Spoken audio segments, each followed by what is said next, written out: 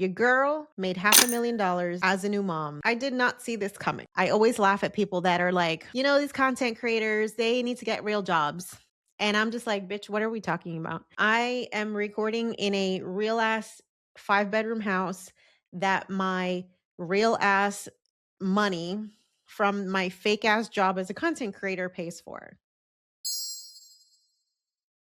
Hola, mi gente. This is going to be a super juicy episode, so I highly suggest that you stick around because I'm going to be telling you how I made over $500,000 in 2025 while also navigating the brand new journey and the 25/8 job that it is motherhood. Okay? So your girl made $500,000 as a new mom. All right? I did not see this coming. Did not see this coming. But I do know now that I've looked at the numbers and kind of thought about the year, sat and reflected and been like, holy shit, we actually did it.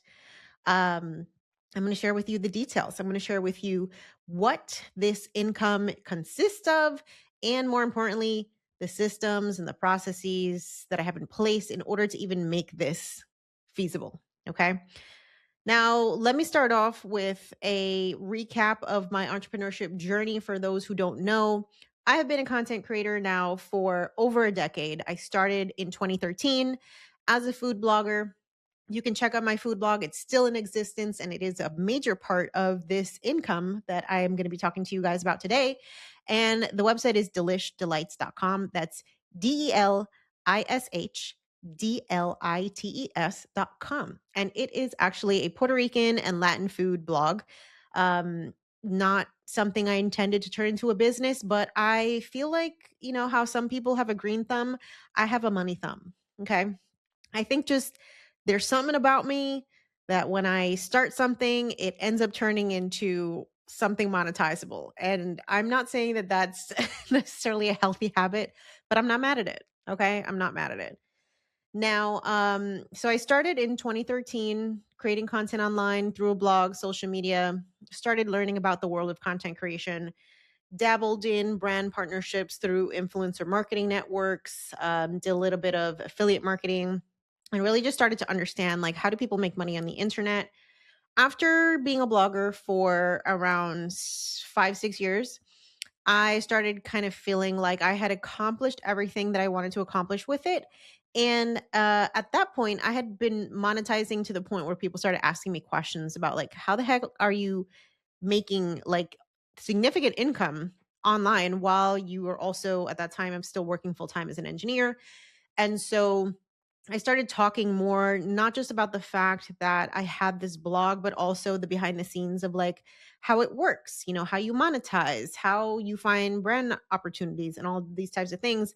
And those conversations are eventually what led me here to starting this podcast and creating an accidental second business. So, yeah, it's been quite a number of years in the making in this content creation space. But now, with over a decade under my belt, I feel like I've really been able to understand like the ins and outs of how you can make not just, fun money, but like how can you can replace your income and exponentially grow it through the world of content creation.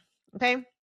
And so I want to share my best tips, my best pieces of advice, some mistakes that I've made so that you can avoid them too. And hopefully at the end of this conversation, you'll feel hella inspired to take a stab potentially at content creation as an income stream.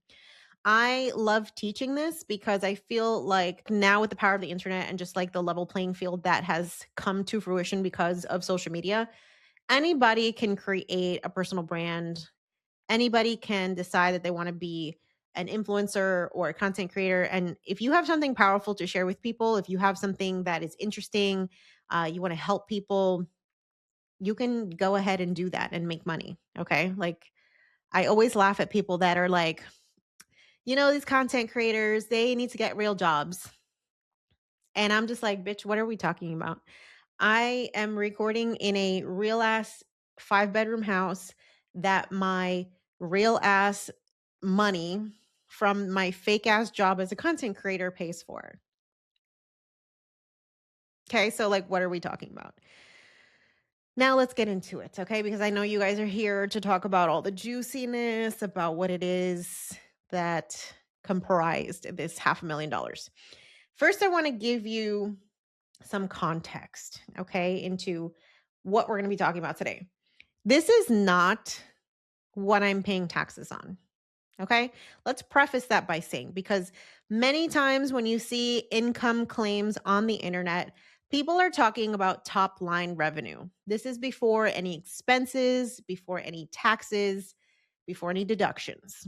So, first, let's talk about the income streams that are directly related to the content businesses that I run. Okay. Because I do have other income streams that are not directly related to both my blog and also the podcast. So, first, let's talk about the pure content creation related income. Okay. I have, let's see, 1, 2, 3, 4, 5, 6, 7, 8, 9, 10 income streams for 2025 that resulted in a grand total of $493,982.06. Okay. So, first, let me go through the list. Number one, affiliate income. Number two, blog ads. Number three, my book advance. Number four, brand partnerships. Number five, creator rewards. Number six, my digital course/coaching income. Number seven, my membership income. Number eight, my podcast ad income. Number nine, speaking engagements. And number 10, YouTube ads. Okay. So with those 10 income streams, I was able to again make $493,982.06. So going from, let's say, the top three to the bottom three, my digital course/coaching revenue represented about $200,000 worth of that income.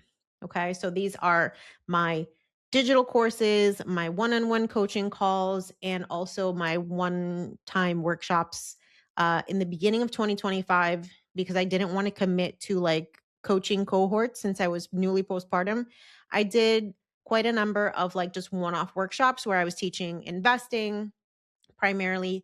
And so it was just like, you sell the thing once, deliver it once, done, like cash in the bank. And then as the year progressed, I went back to launching my regular programs like the Jumpstart Your Blog Bootcamp. I actually launched a brand new offer, the 5K in 5 days challenge, and did that quite a bit. I created my membership this year, which did not previously exist, which was related to the 5K in 5 days challenge. And so a lot of the income comes from the products that you sell.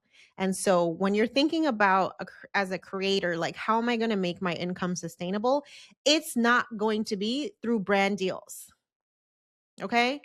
It's not that you can't make significant amounts of money with brand deals, but if you're not constantly pitching, and I personally don't pitch for my brand deals, I have an agent because a bitch is tired and I do not have the energy to go out here and spam DMing and spam emailing brands. I'm just like, sir, take your cut, find me the good deals, and like, I have other shit to do.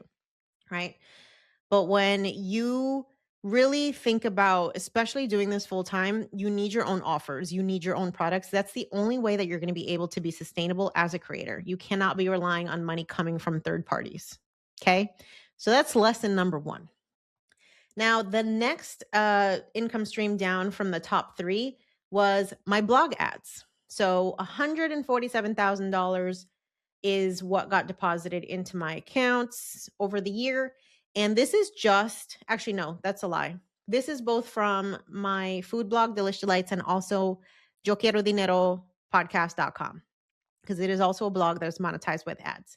But the majority of that income is by far from the food blog. And I didn't post any new content in 2025 to make $147,000. So I just want y'all to sit with that and understand that, yes, like, social media is cool, but as a content creator, like, if you're not focusing on long-term potential content, like, the stuff that gets searched for years. If you're not focusing on building your own blog, your own podcast, what's called long form content, you're wasting your time because these social media algorithms are so stupid. I hate them all. Okay. Like the algorithms are trash. One minute you're popping, the next minute you're not. And if you're relying on like these creator rewards where, you're getting pennies for a million views on Instagram or TikTok, baby, you going to go broke real quick. Okay. So, blog income, an amazing source of passive income at this point, and it's literally passive income. The only thing that I do is renew my annual host plan, which costs about $1,100 for the year, and let the Google search algorithm make me money on demand. Okay. And so the third highest revenue stream was my brand partnerships. So I made $82,950 worth of brand partnerships. And I love working with brands. I'm just not like ever going to rely on that as a primary income source. And I also am very picky. I am super duper picky with the brands that I work with because by me working with a brand, I'm essentially becoming like a paid spokesperson for their, not just their products, but also their ethics, their morals, their values as a company. And if I don't vibe with your shit because there's just some weird shadiness, whether it's around the, board of directors, the CEO, or just like headlines in the news, I'm just going to be like, peace out. I don't take money from weird, shady brands. And so, could I make much more through brand partnerships? Yes. But then that would require me to just be way less selective. And you guys trust me too much for me to put that on the line. Okay. So those were the top three revenue streams: the digital courses slash coaching, the blog ads, and the brand partnerships. Okay. Now for bottom three, which really speaks to, again, the importance of not relying on these fucking platforms to make you any kind of significant amount of money. My third lowest was creator rewards. So these are the little payouts that you get, when Threads does like a $500 bonus, or TikTok pays you for views, whatever. That was about $2,300 for the year. The next lowest was affiliate income. So I made about almost $1,900 from affiliate income. Now, the cool thing is that I actually just started in a new partnership with an amazing affiliate company, and I'm seeing incredible results coming out of there. I'm talking about like several $1,000s a month versus like a couple $100s here and there. So I'm really excited to see what that affiliate income stream looks like by the end of 2026. It has already proven to be hella fruitful, and I just joined like in November. So that $1,800, like the majority of that literally came like between the last 7 to 8 weeks of the year. And then by far the lowest is YouTube. YouTube ad income for the year was $684.02. I just don't like YouTube. I feel like the content that goes quote unquote viral or that gets a lot of views on there, it's just all sensational clickbait, and I don't create that type of content. That doesn't feel authentic to me. It doesn't feel valuable to me. I've seen creators who have like made the pivot, made the switch into that like sensational doomsday clickbait shit. And yeah, like they're hella popping, but it's fucking cringe. For me, it just doesn't feel like an authentic way to create content. So like if that's what works for you, cool. I'll stay here and provide like actual beneficial content that doesn't rely on stressing people out. Like it's not my thing. I'm not that I'm going to say like I'd be mad if my YouTube channel went viral at some point, but it's not, I just don't care enough at this point, I guess. We'll see if that changes. Okay. So those 10 income streams are what comprised obviously the majority of the income, but there is other stuff that is unaccounted for. So let's chat. First, I created a new income stream through Turo. So for those who don't know, Turo is to cars what Airbnb is to homes. So you can use Turo to rent your car, My husband and I, between the two of us, we have 3 cars right now, and I'm in the process of getting rid of one. But I figured until I do that, let me see what happens with the platform. And do I think it's worth it? I don't really think so. It was very much like just an experiment to see what would happen. And so I ended up making about $425 for the year with Turo. Didn't have any crazy incidents, but I just don't think, like, unless you have a fleet of cars, that you're gonna make significant amounts of money. So, cool, I'm glad I tried it. Will I continue to do it? Probably not. And so that's one income stream separate from the content creator stuff. Another one is my interest income. So, y'all already know that I've been yelling at you to have a high yield savings account. Okay. High yield savings account, free money on your money. So I also have a high yield savings account for my business. And so I hold my cash for the business in there. It's not super, it's not a amazing return. I believe it's like 2%. But at the end of the day, it's better than 0.02%, which is probably what your bank is paying you, right? So with the interest on my business savings, I made about $400. Okay. Not mad at it. And then I have other income streams as well. So I am a Zumba instructor. You guys may have seen behind the scenes footage of me teaching Zumba in the Instagram stories. And if you haven't, what are you doing with your life? Go and follow me at Instagram. Uh, Go and follow me on Instagram at Quiero, Dinero podcast, and you can see like all the things that I'm up to. So as a Zumba instructor, I get paid between $25 and $28 for every class that I teach. I teach in local gyms. Some Zumba instructors decide to have their own studios. A bitch does not have time for that. Okay. Ain't nobody got time to be running a whole ass in person business. Like running a dance studio, fitness studio is a full time job. I'm not interested in that. What I am interested in, though, is getting paid to work out because it's literally the only way that you're going to get me to work out. Okay. I know myself enough. It's fine. So with Zumba, last year, I started teaching again after having my daughter, I want to say around July. So I took like June through July off. And I actually was teaching when I was pregnant too. I taught until I was about 8 months pregnant. And then I would just got too big and everything started to get too painful to do that. So I took about a 7 month hiatus and went back into the gym. I teach about 3 to 4 classes a week and I made 1,500 bucks as a Zumba instructor. So love that for me. And honestly, it's like the best workout ever. You're just dancing and twerking to reggaeton and doing salsa and merengue and cumbia and all the things. So like if you have a goal to work out in 2026, get your shit together and go to a Zumba class. And if you've already taken Zumba classes and you might want to add the Zumba instructor side hustle to your repertoire, check out the description. I have a link for you to get 70% off your Zumba instructor training. And you can put that on your list of things to accomplish for 2026. Okay. It's honestly the best thing I've ever done. Like, most of my friends are Zumba instructors. Most of my Florida community in general are Zumba instructors, and Zumba people are just fucking awesome. Okay. We're like always happy. We are dancing. Like, you cannot be depressed. You cannot be stressed out. You can't have anxiety when you're dancing. You're just going to have fucking fun. Okay. So, shout out to the Zins out there. Shout out to Zumba. Love you guys. Sponsor the show. Okay.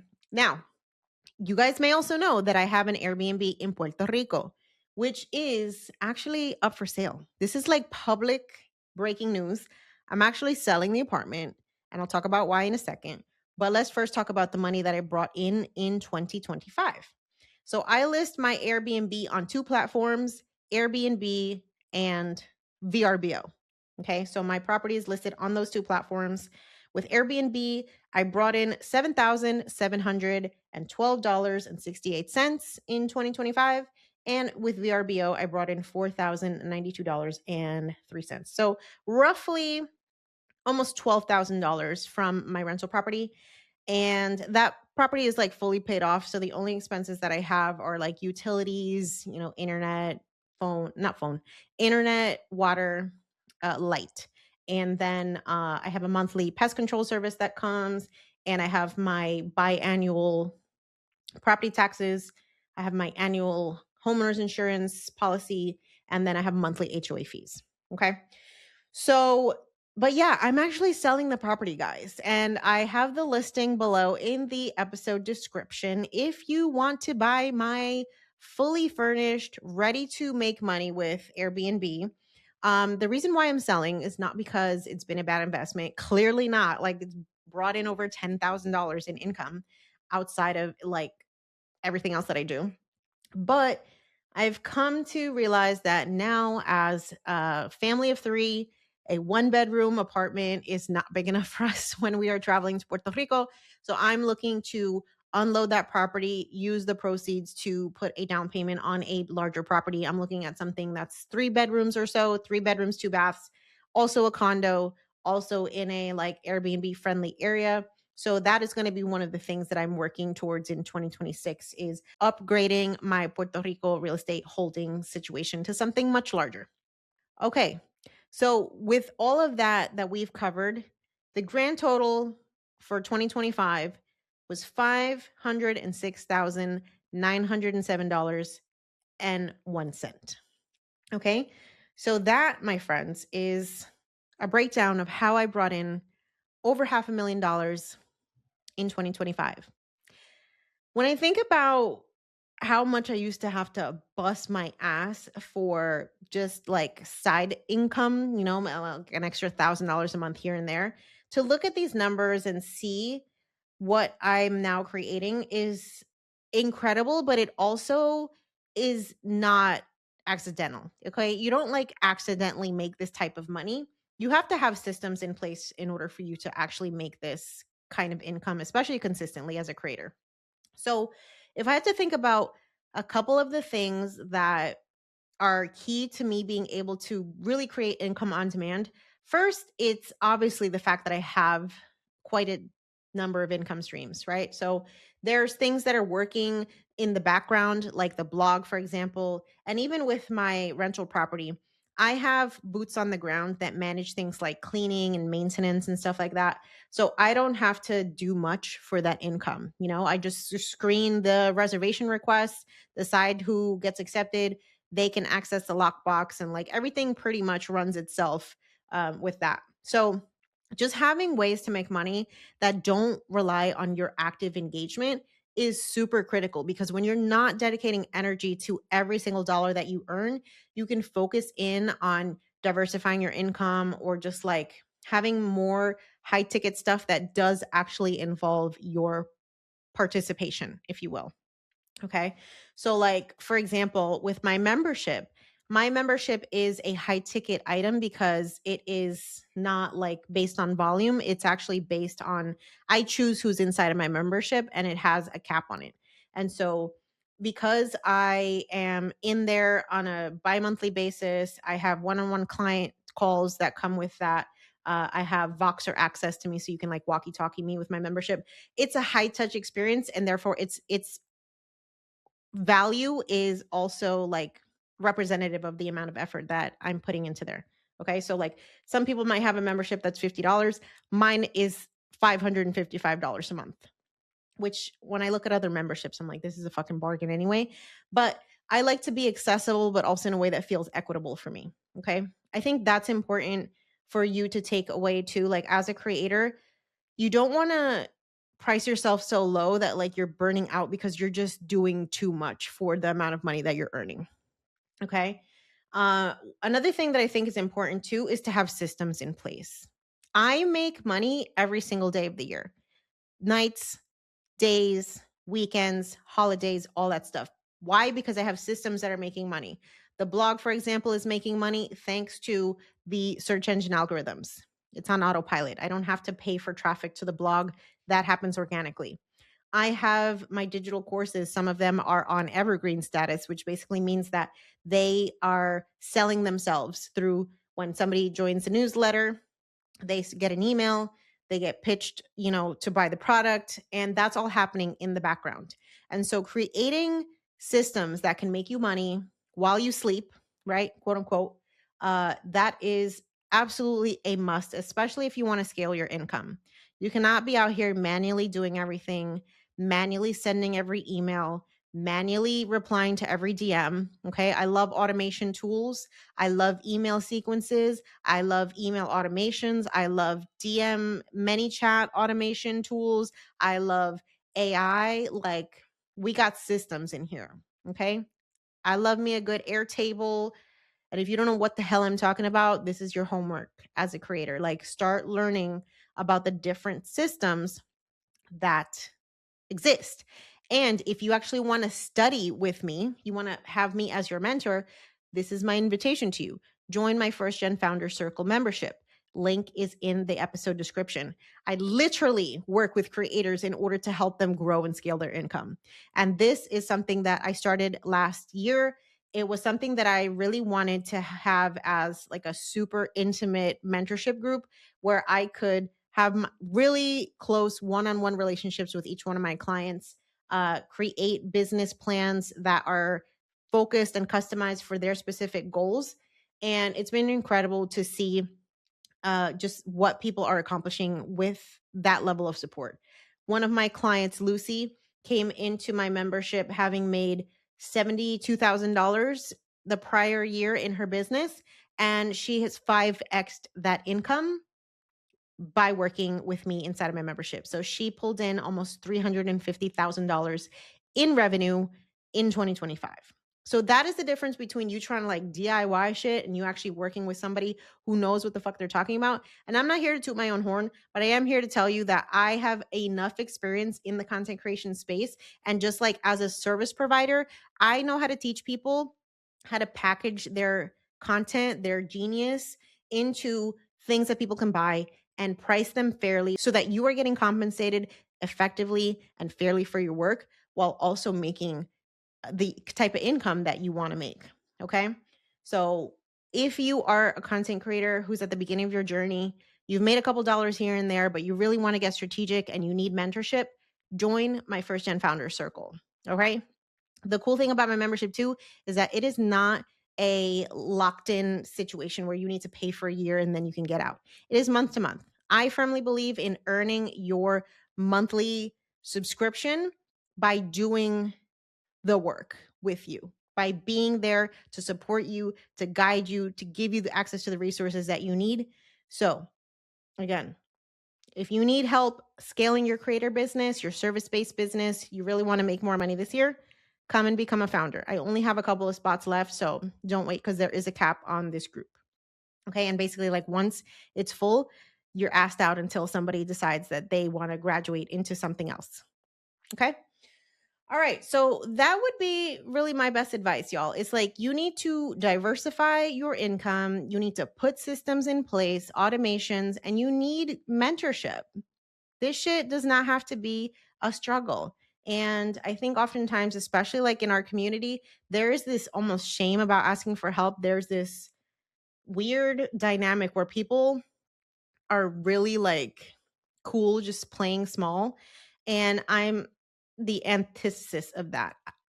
I just can't support small thinking. I can't support Latinas making a little bit of money here and there.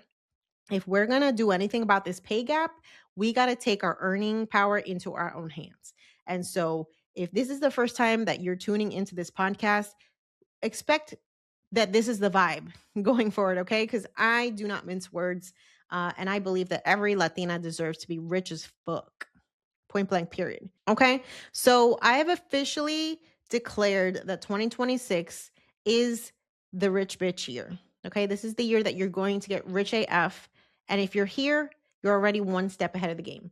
Another thing that you need to do in order to make that happen is grab a copy of my book, Financially Lit, in English, or Yo Quiero Dinero en Español. All right. Make sure that you're pouring into yourself, not just like with the wellness days and the spa visits and shit like that, but make sure that you're pouring into here, because that is the most impactful thing that you can do this year is invest in your mind, invest in your education, invest in your knowledge, invest in your damn self, in your goals and your dreams. Okay. We're not here to play small in 2026.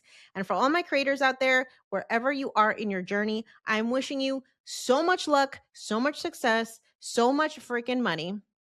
And let's make this happen, y'all, because the world of content creation is only going to continue to grow.